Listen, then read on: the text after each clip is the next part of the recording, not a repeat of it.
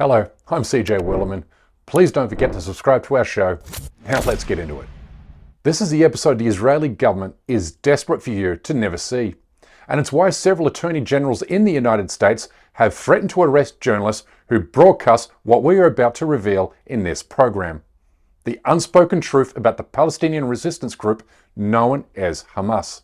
Because Israel knows that when you understand the history of Hamas, along with its actual motives and objectives, then you will come to see how Israel lies about almost everything and everyone, especially those who dare to resist its criminal occupation of Palestinian lands. You see, Israel needs Western audiences to believe its conflict with the Palestinians is about religion and not about the territory it stole from them. Because the Zionist occupation cannot survive without Americans believing Israel carries the flag for Judeo-Christian values against Islamic extremism in the Middle East. This makes Hamas, an Islamic resistance group, the perfect decoy, because Israel has worked hard to conflate the Palestinian liberation struggle with Islamic extremism and anti-Semitism as a means to hide its criminality and brutality, which is why Israel has always viewed ISIS or al-Qaeda attacks on the United States as an opportunity to spread Zionist propaganda to American audiences.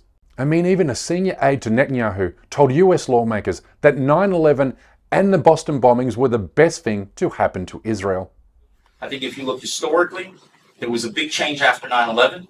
I'm sure that after the bombing, the tragic bombing in Boston, I believe that people will identify more with Israel's struggle against terror, and I think we can maintain that support. I think there's strong bipartisan support in the United States for Israel. I think it's a critical asset for Israel that support remain bipartisan. Now you see why Israel tries to make a non-existent connection between Hamas and ISIS in the minds of ordinary Americans. And it performs this sleight of hand by repeating this lie over and over again in the media. They are savages. Hamas is ISIS. And just as the forces of civilizations united to defeat ISIS, the forces of civilization must support Israel in defeating Hamas.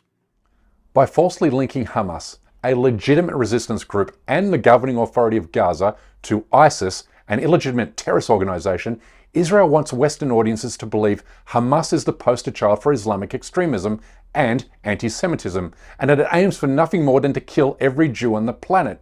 Because by anchoring Hamas to anti-Semitism, the self-proclaimed Jewish state can claim it's defending itself from rabid Jew haters, therefore making Hamas the perfect weapon of misdirection. So, for the remainder of this episode, I will reveal 3 truths about Hamas that Israel is desperate to keep hidden from the world. And we start with Israel's claim that Hamas is motivated by anti-Semitism and not resistance to its illegal occupation.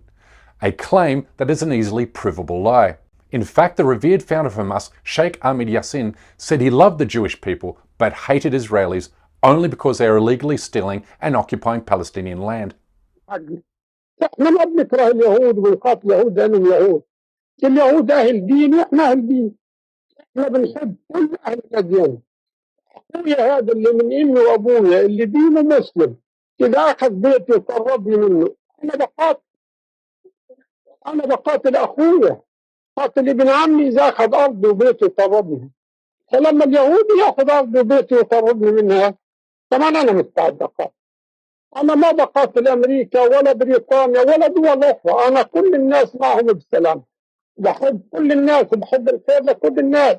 كمان بحب الخير لليهود. Little wonder Israel assassinated him in 2004. This is what Israel does to anyone who tells the truth, particularly those who expose Israel's #1 lie about the conflict being about religion and not an illegal occupation.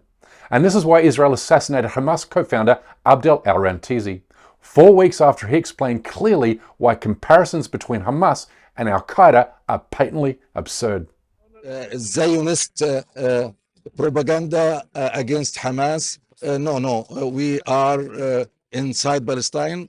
We are acting only inside Palestine, and we are resisting occupation and nothing else. And we said many times, our operation will continue just inside our border here, inside our country.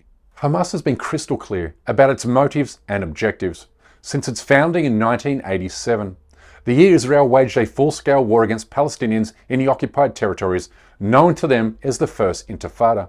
I mean, even today, the official spokesperson for Hamas in Lebanon speaks clearly about the organization's aims.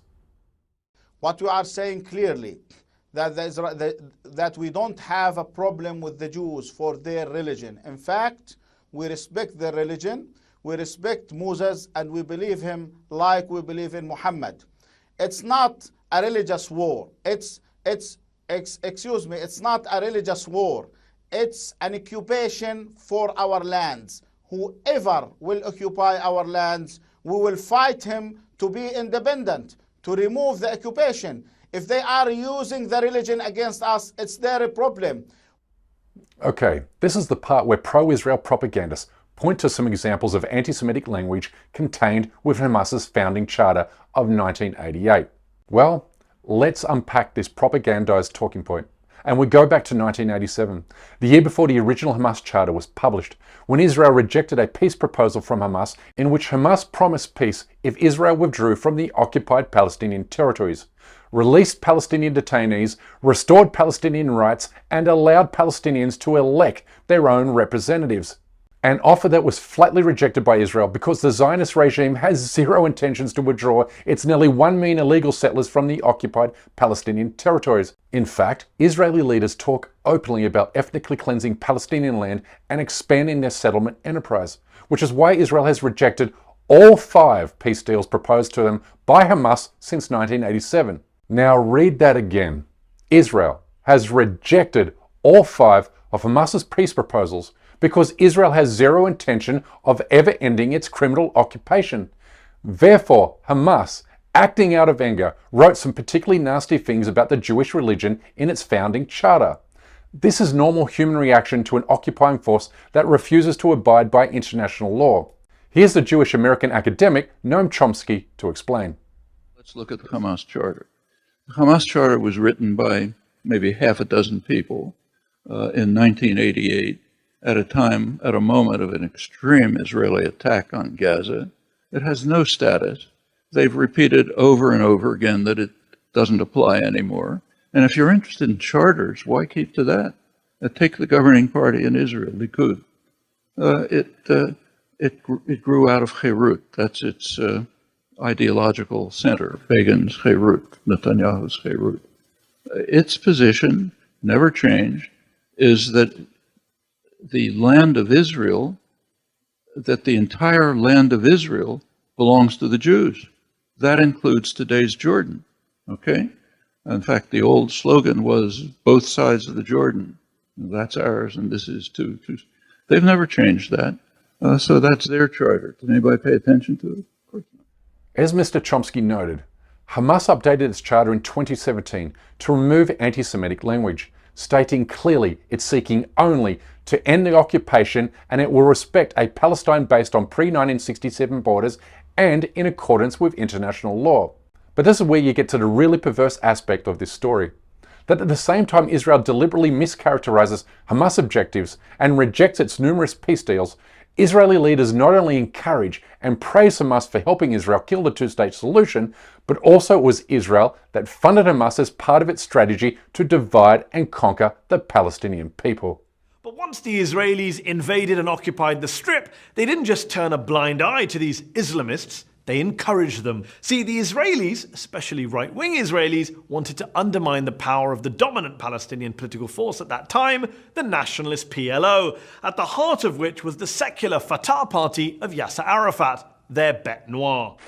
And whereas Hamas has never once vowed to commit genocide in Israel, Israeli leaders talk openly about committing genocide against the Palestinians, while invoking the Bible and threatening use of a nuclear bomb. This is one reason among many why Jewish Holocaust survivors say Israel is 1,000 times worse than Hamas, and that Israelis are brainwashed with a warped understanding of history. Most Israelis are not aware of the history of what the Palestinians have suffered. They don't know that in 1948 there were multiple massacres of large numbers of people by Israeli forces.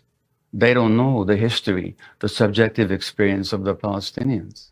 And speaking of history, Israel wants you to forget that Hamas came into existence a full 2 decades after Israel began illegally occupying Palestinian land. In other words, Hamas does not exist without the criminal Israeli occupation. Watch a Hamas fighter explain why he joined the resistance. He used to be a gym trainer, but life under Israeli occupation made him change course. أكثر شغلة أثرت فيه اللي هو استشهاد صاحبي. من أجل تاريخ استشهاده بجزء 2013 استشهد. أثر فيه كثير يعني. إحنا اللي عايشين مع إسرائيل وإحنا نقدر نقدر شو إسرائيل شو بدها. إسرائيل بدها كل فلسطين وبدها تقتل الشعب الفلسطيني وتشرده وبدها إيانا نبقى عبيد عندها. إحنا نقاوم الاحتلال. مستحيل إسرائيل تعمل لنا حل ثاني غير المقاومة، إنه حل سياسي أو إنه في هدنة أو سلام. مستحيل. I mean, even Elon Musk, an avowed Zionist, understands why ordinary Palestinians are tempted to join Hamas. If you kill somebody's child in Gaza, you've made at least a few Hamas members who will die just to kill an Israeli. Ultimately, the criminal Israeli occupation of the Palestinian territories cannot be defeated until a majority of Americans and Europeans understand the lies and falsehoods Israel uses to mislead its Western allies. This show is dedicated to exposing all of them, which in turn will finally bring freedom and justice to the Palestinian people.